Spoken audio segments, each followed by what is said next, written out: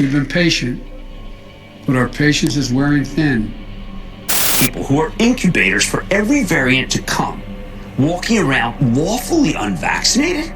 That's psychotic.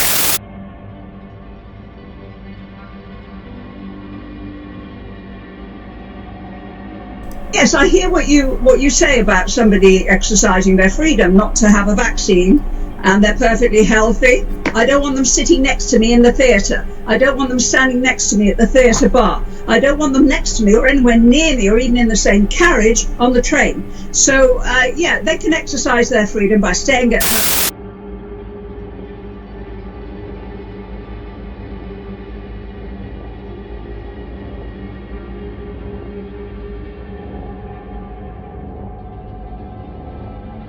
If you decide that you don't want a vaccine or a booster, then you can decide not to go to hospital however ill you get. And that is your right. So you would leave the unjabbed at home to die if they had a heart attack, if they suffered from a stroke? That's their choice.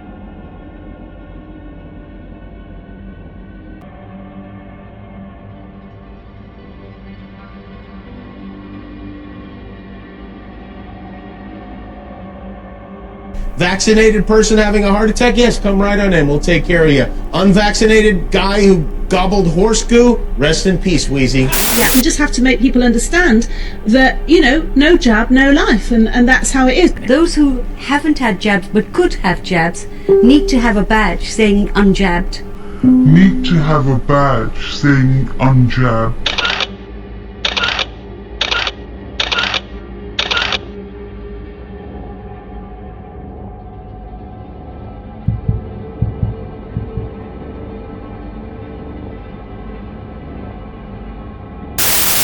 Make it clear to them that the vaccine is the ticket back to pre-pandemic life. And the window to do that is really narrowing. I mean, you were mentioning, Chris, about how all these states are reopening. They're reopening at 100%. And we have a very narrow window to tie reopening policy to vaccination status. Because otherwise, if everything is reopened, then what's the carrot going to be? How are we going to incentivize people to actually get the vaccine? So that's why I think the CDC and the Biden administration needs to come out a lot bolder and say, if you're vaccinated, you can do all these things. Here are all these freedoms that you have.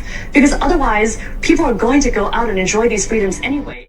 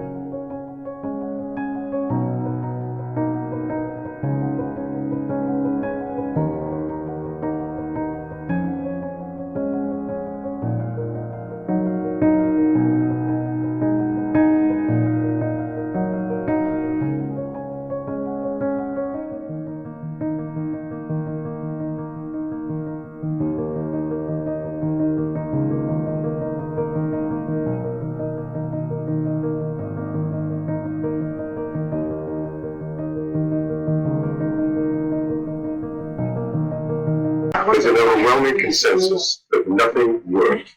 Nothing could work, nothing did work, and nothing will work. That includes the vaccinations, which are not just unnecessary, experimental, untested, and are actually killing people. I want to take this moment to point a finger directly at the principal cause of why we're all here today. And it's not the government. No, it's us physicians who have been intimidated by our colleges, both provincially and internationally. If physicians had not been intimidated by the very body that's supposed to protect you from me, if they'd been allowed to speak their mind without the threat of losing their income and their positions, then an individual patient, such as you and me, in a closed examining room, would have been told the truth. The truth. They have been denied that ability to do that. We have had that for centuries. The two principal medical ethics are being trampled on by this government. First, do no harm, and informed consent. First, do no harm is being trampled on. The mandates have killed, as we've heard, more people, many more people than they're saved. But informed consent, I would put it to you, how can you give informed consent if you are not informed? And you have been denied information intentionally by the colleges that are supposed to protect you. So I say this, putting a point on it. The colleges of physicians and surgeons across this country and internationally are co-conspirators with government in state-sanctioned murder. Thank you.